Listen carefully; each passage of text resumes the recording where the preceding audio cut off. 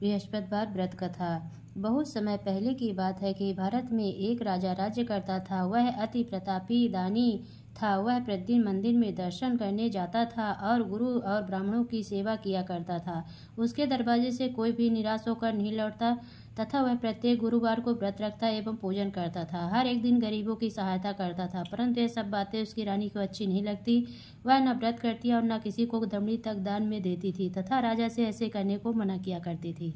एक समय की बात है कि जब राजा शिकार खेलने वन को चले गए थे, महल में सिर्फ रानी और दासी थी। उस समय गुरु बृहस्पति साधु का रूप धारण कर राजा के दरवाजे पर भिक्षा मांगने गए। साधु ने रानी से भिक्षा मांगी तो वह कहने लगी, हे साधु महाराज, मैं इस दान पुण्य से तंग आ गई हूँ। इस काम के लिए तो मेरे पति देव ही बहुत हैं। अब आप ऐसी कृपा करें कि सारा धन नष्ट हो जाए तथा मैं आराम से रह सकूं। साधु का भेष रखे बृहस्पति देव ने कहा, हे देवी, तुम अति विचित्र हो। संतान और धन से कोई दुखी नहीं होता, सभी इसको चाहते हैं। पापी भी पुत्र और धन की इच्छा करता है। अगर तुम्हारे पास धन बहुत है तो भूखे मनुष्यों को भोजन कराओ, ब्राह्मणों को दान दो, प्याऊ लगवाओ, धर्मशालाएं बनवाओ, कुआं, तालाब, बड़ी बाग बगीचे आदि के निर्माण करवाओ और कुंवारी कन्याओं का विवाह कराओ, साथ ही यज्ञ करो। इस प्रकार के कर्मों से आपके कुल एवं आपका नाम परलोक में सार्थक हो एवं स्वर्ग की प्राप्ति होगी। किंतु वह मूर्ख रानी साधु की इन बातों से खुश न हुई। वह बोली, हे साधु महाराज, मुझे ऐसे संपत्ति की आवश्यकता नहीं जो मेरे काम न आए तथा जिसको मैं अन्य लोगों को दान दूं, जिसको रखने और संभालने में ही मेरा सारा समय नष्ट हो जाए। साधु ने रानी को समझाने का बहुत प्रयास किया, परंतु रानी अपनी बात पर अडिग रही। तब साधु ने कहा, हे देवी, यदि तुम्हारी ऐसी इच्छा है तो ऐसा मैं तुम्हें बताता हूँ, वैसा ही करना। बृहस्पतिवार के दिन घर गोबर से लीपना, अपने केसों को धोना, मिट्टी से धोना, केसों को धोते समय स्नान करना, राजा से कहना कि वह हजामत करवाए, भोजन में मांस मदिरा खाना, कपड़ा धोबी के यहाँ धुलने डालना। इस तरह 7 बृहस्पतिवार करने से तुम्हारा सब धन नष्ट हो जाएगा। ऐसा कहकर साधु रूपी बृहस्पति देव अंतर्ध्यान हो गए। रानी ने साधु के कहे अनुसार ही 7 बृहस्पतिवार वैसा ही करने का विचार किया। साधु के बताए अनुसार करते हुए उसे केवल 3 बृहस्पतिवार ही बीते थे कि उसका समस्त धन नष्ट हो गया। कहे अनुसार ही करने से भरपेट भोजन के लिए भी दोनों समय परिवार तरसने लगा तथा सांसारिक भोगों से दुखी रहने लगा। राजा रानी से कहने लगा, तुम यहाँ पर रहो, मैं दूसरे देश को जाऊं, क्योंकि यहाँ पर सूफी मनुष्य जानते हैं, इसीलिए मैं कोई कार्य भी नहीं कर सकता।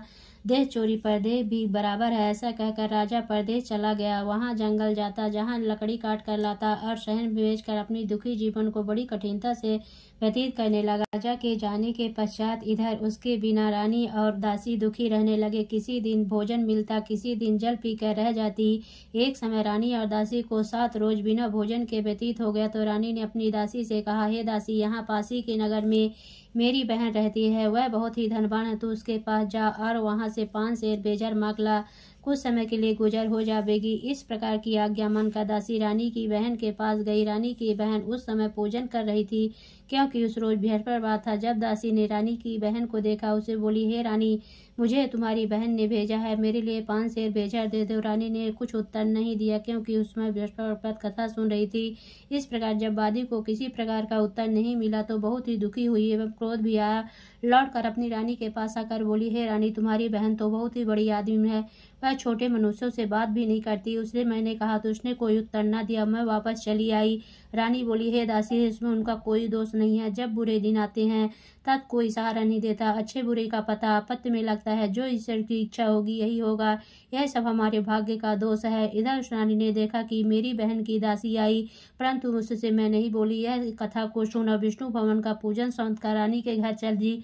जाकर अपनी बहन से कहने लगी, हे बहन, बृहस्पतिवार का व्रत कथा सुन रही थी, तुम्हारी दासी गई, परंतु जब कथा होती है तब तक न उठते हैं और न बोलते हैं, इसीलिए मैं न बोली। कहो दासी, क्यों गई थी?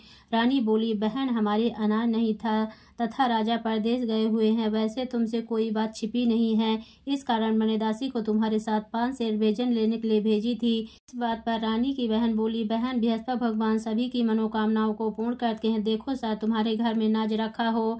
इस प्रकार का वचन सुना तो घर के अंदर गई और वहाँ एक बड़ा भरा घड़ा भेजर का भरा मिल गया। तब तो रानी को आश्चर्य हुआ, क्योंकि उसके अनुसार का एक एक बर्तन अन्न से खाली था। उसने बाहर आकर रानी को सारा वृत्तांत सुनाया। दासी अपनी रानी से कहने लगी, हे रानी, देखो, वैसे हमको नहीं जम नहीं मिलता तो हम रोज ही व्रत करते हैं। अगर उनसे व्रत की विधि या कथा पूछ ले जावे तो उसे हम भी किया करेंगे। और फिर दासी के कहने पर रानी ने अपनी बहन से बृहस्पति व्रत पूजा विधि एवं नियमों के बारे में विस्तार से पूछा। उन्होंने बताया, जो बृहस्पतिवार के व्रत से चने की दाल और मुनक्का से विष्णु भगवान का केले की जड़ में पूजन कर दीपक जलाता है, पीला भोजन करता और पीले वस्त्र धारण करता है तथा प्रेम पूर्वक बृहस्पति भगवान की कथा सुनता है, इस प्रकार करने से गुरु भगवान उस भक्त प्रसन्न होते हैं, धन अन्न पुत्र देते हैं, मनोवांछित मनोकामना पूर्ण करते हैं। व्रत एवं पूजा की विधि बताकर रानी की बहन अपने घर लौट गई। तत्पश्चात रानी और दासी दोनों ने निश्चय किया कि बृहस्पति देव भगवान का व्रत एवं पूजन जरूर करेंगे। साथ जब बृहस्पतिवार उन्होंने व्रत रखा, घुड़सार से चाकर चना गुण बिल लाई तथा उसकी दाल से केले की जड़ का तथा विष्णु भगवान का पूजन किया। अब भोजन पीला कहाँ से पावे, बेचारी बड़ी दुखी हुई, परंतु उन्होंने व्रत किया था इसलिए गुरु भगवान प्रसन्न थे और 2 थालों में सुंदर पीला भोजन लेकर आए और दासी को देकर बोले, हे दासी, यह तुम्हारे और रानी के लिए भोजन है, तुम दोनों भोजन करना। दासी दो भोजन पाकर बड़ी प्रसन्न हुई, रानी से बोली, चलो रानी जी भोजन कर लो। रानी को इस विषय में कुछ पता नहीं था। वह दासी से बोली, तू ही भोजन करके तू हमारे व्यर्थ में हंसी उड़ाती है। रानी ने कहा, वह महात्मा हम दोनों को 2 थालों में भोजन देगा है, इसलिए हम तुम दोनों ही साथ साथ भोजन प्रारंभ करेंगे। उन्होंने गुरु भगवान को नमस्कार करके भोजन प्रारंभ किया। उसके बाद दोनों प्रत्येक बृहस्पतिवार को गुरु भगवान का व्रत और भोजन करने लगी। बृहस्पति भगवान की कृपा से उन दोनों को भी भोजन एवं धन की कोई कमी नहीं थी, परंतु रानी फिर पुनः उस प्रकार आलस करने लगी। तब दासी बोली, रानी, तुम पहले इस प्रकार आलस करती थी, तुम्हें धन के रखड़े उठाने में कष्ट होता था, जिस कारण सभी धन नष्ट हो गया। अब गुरु भगवान की कृपा से धन मिला है तो तुम्हें फिर आलस्य होता है। बड़ी मुसीबतों के बाद हमने यह धन पाया है, इसीलिए हमें दान पुण्य करना चाहिए तथा भूखे मनुष्यों को भोजन कराओ, पाऊ लगवाओ, ब्राह्मणों को दान दो, कुआं तालाब बावड़ी आदि का निर्माण करवाओ, कुंवारी कन्याओं का विवाह करो, मंदिर पाठशाला बनवा कर दान दो, कुंवारी कन्याओं का विवाह कराओ, जिसमें से आपका कुल और सम्मान बढ़े, आपके पितृ प्रसन्न हो। दासी की इन बात पर रानी ने इसी प्रकार कर्म करने प्रारंभ किए तो काफी यश फैलने लगा। एक दिन रानी और दासी विचार करने लगी, ना जाने राजा किस प्रकार से होंगे, उनकी कोई खबर नहीं।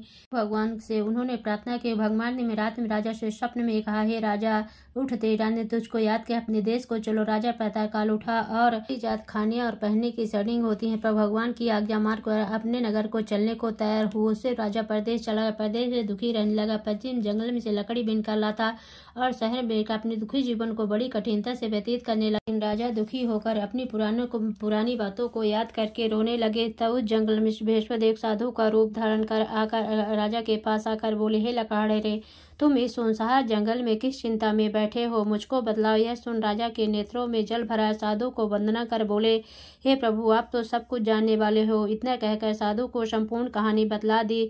साधु रूपी भगवान राजा से बोले, हे राजन, तुम्हारी पत्नी ने बृहस्पति के दिन बृहस्पति देव का अपमान किया था, जिस कारण तुम्हारी यह दशा हुई। अब तुम किसी प्रकार की चिंता मत करो, भगवान तुम्हें पहले से अधिक धनवान करेगा। देखो, तुम्हारी स्त्री ने बृहस्पति देव का व्रत प्रारंभ कर दिया है। तुम मेरा कहा मानकर बृहस्पतिवार व्रत करके चने की दाल गुड़ जल के लोटे में डालकर केला का पूजन करो और फिर कथा सुनो, तुम्हारी सब कामनाएं पूर्ण होंगी। साधु के वचन सुनकर राजा बोला, हे प्रभु, मुझे लकड़ी बेचकर इतना पैसा नहीं मिलता जिसने भोजन करने के उपरांत कुछ बचा सकूं। मैंने रात में अपनी रानी को व्याकुल देखा है, मेरे पास कुछ नहीं है जिससे उसकी खबर तो मंगा सकूं, और फिर मैं कौन सी कहानी कहूँ, यह मुझको कुछ भी मालूम नहीं है। जीन काल में एक ब्राह्मण था, बहुत ही निर्धन था, उसके कोई संतान न थी। उसकी स्त्री बड़ी मलिनता के साथ रहती, वह स्नान न करती, किसी देवता का पूजन पाठ न करती, सर्वप्रथम भोजन करती, बाद में अन्य कार्य करती थी। इससे ब्राह्मण देवता बड़े दुखी थे, बेचारे बहुत कुछ कहते किंतु उसका कोई परिणाम न निकला। भगवान के स्त्री के रूपी रत्न कन्या पैदा हुई। वह कन्या अपने पिता के घर में बड़ी होने लगी। वह बालिका प्रातः स्नान करके विष्णु भगवान का जाप करने लगी। अपने पूजन पाठ को समाप्त करके स्कूल जाती तो मुट्ठी में जौ भर के ले जाती और पाठशाला के मार्ग में डालती जाती तो ये जौ स्वर्ण के हो जाते और लौटते समय उनको बीन कर घर को ले आती थी। एक दिन वह बालिका सोने के जौ को फटक कर साफ कर रही थी। उसके पिता ने देख लिया और कहा, हे बेटी, सोने के जौ को फटकने के लिए सोने का सूप होना चाहिए। दूसरे दिन गुरुवार था।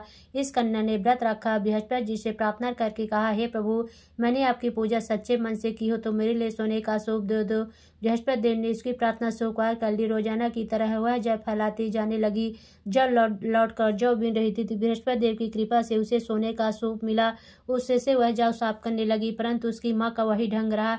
एक दिन की बात है, कन्या सोने के सूप में जौ साफ कर रही थी। उस दिन उस शहर का राजपुत्र होकर निकला।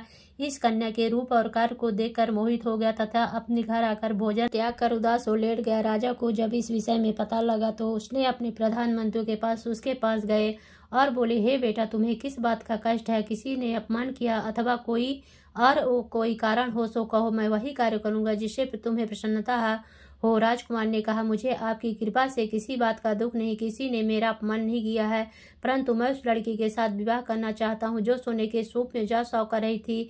यह सुन राजा आश्चर्य पड़ गया। बोला, हे बेटा, इस तरह का कन्या का पता तुम ही लगाओ, मैं उसके साथ तेरा विवाह अवश्य करवा दूंगा। राजकुमार ने उस लड़की घर का पता बतलाया। तब मंत्री उस लड़की के घर गए और सभी हाल कहा तो ब्राह्मण देवता राजकुमार के साथ अपनी कन्या का विवाह करने के लिए तैयार हो गया तथा विधि विधान के अनुसार ब्राह्मण की कन्या का विवाह राजकुमार के साथ हो गया। कन्या के घर से जाते ही पहले की भांति उस ब्राह्मण देवता के घर में गरीबी का निवास हो गया।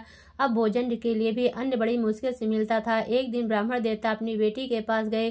बेटी ने बहुत सा धन देकर अपने पिता को विदा किया।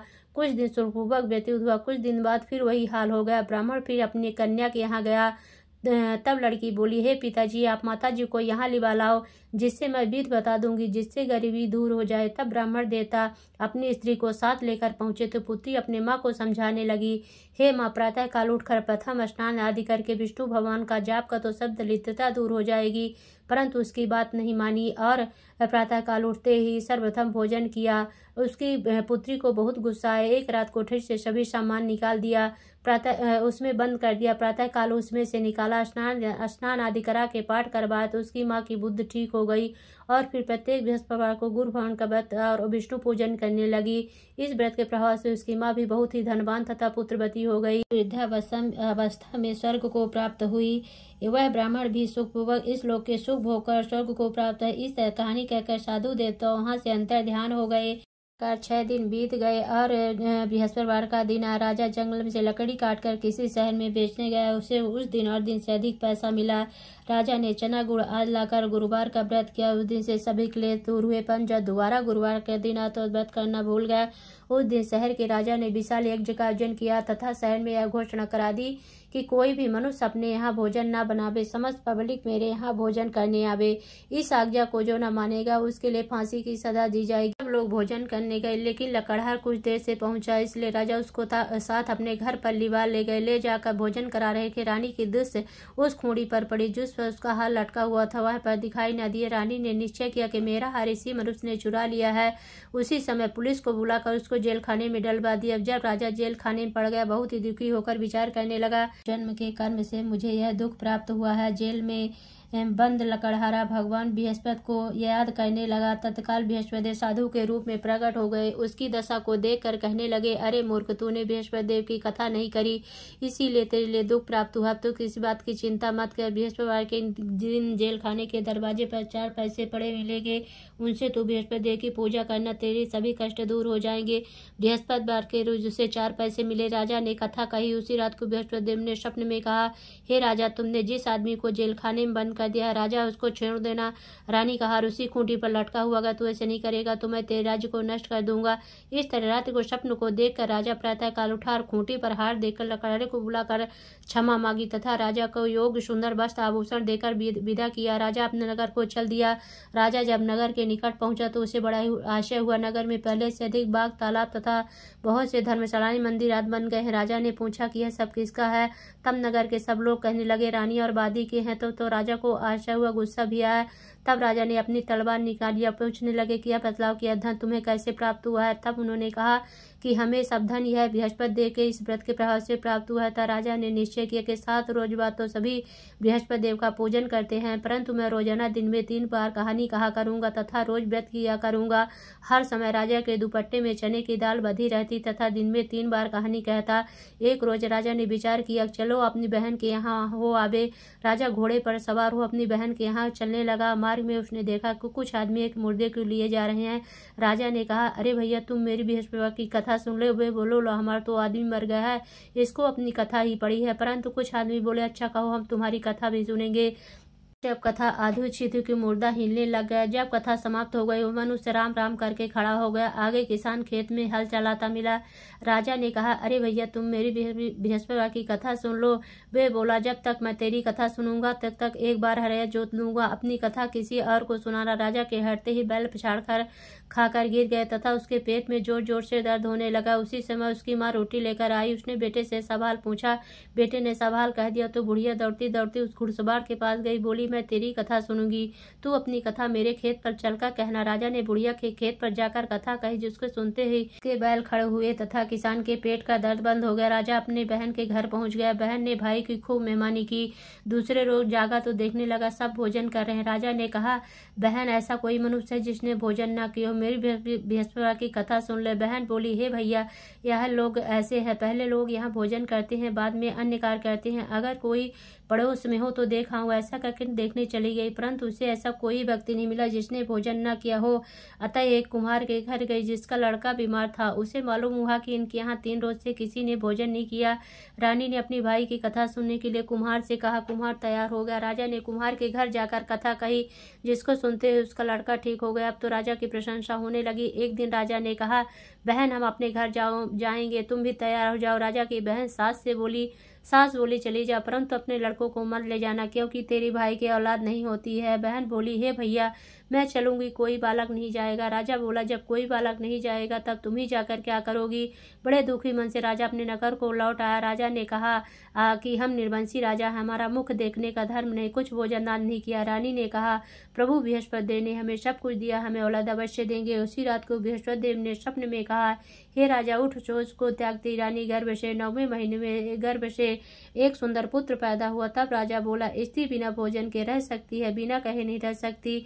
जब मेरी बहन आवे उसे कुछ कहना मत। रानी ने सुनकर हाँ कर दिया। जब राजा की बहन ने यह शुभ समाचार सुना, बहुत ही खुशी हुई तथा बधाई लेकर भाई के यहाँ आई। तभी रानी ने कहा, घोड़ा चढ़कर तो नहीं आई, गधा चढ़ी आई। राजा की बहन बोली, भाभी, मैं इस प्रकार न कहती, तुम्हें औलाद कैसे मिलती। बृहस्पति देव ऐसे हैं जैसे जिसके मन में कामनाएं सभी को पूर्ण करते हैं। जो सद्भावना पूर्वक बृहस्पति देव का व्रत करता है एवं कथा पढ़ता, सुनता, दूसरों को सुनाता, उनकी सभी इच्छाएं बृहस्पति देव पूर्ण करते हैं। इसलिए सब कथा सुनने के बाद प्रसाद लेकर जाना चाहिए। हृदय से उनका ध्यान करते हुए बोलो लक्ष्मी नारायण की जय, बोलो विष्णु भगवान की जय। ओम जय बृहस्पति देवा, स्वामी जय बृहस्पति देवा। छीनी छीनी भोग लगाऊं, कदली फल मेवा। ओम जय बृहस्पति देवा, तुम्हें पूर्ण परमात्मा, तुम्हें अंतर्यामी, स्वामी तुम्हें अंतर्यामी। जगत पिता जगदीश्वर, तुम सबके स्वामी। ओम जय बृहस्पति देवा। चरणामृत निज निर्मल, सब पातक हरिता, स्वामी सब पातक हरिता। सकल मनोरथ दायक, कृपा करो भरता। ओम जय बृहस्पति देवा। तन मन धन अर्पण कर, जो जन शरण पड़े, प्रभु जो जन शरण पड़े। प्रभु प्रगट तब हो करे, आकर द्वार खड़े। ओम जय बृहस्पति देवा। दीन दयाल दयानिधि, भक्तन हितकारी, पाप दोष सब हरता भव बंधन हारी। ओम जय बृहस्पति देवा सकल मनोरथ दायक सब संशय तारो।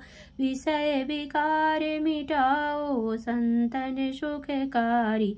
ओम जय बृहस्पति देवा जो कोई आरती तेरी प्रेम सहित गावे। स्वामी प्रेम सहित गावे। ज्येष्ठानंद बंद शोषो निश्चय पावे। ओम जय बृहस्पति देवा। बोलो विष्णु भगवान की जय।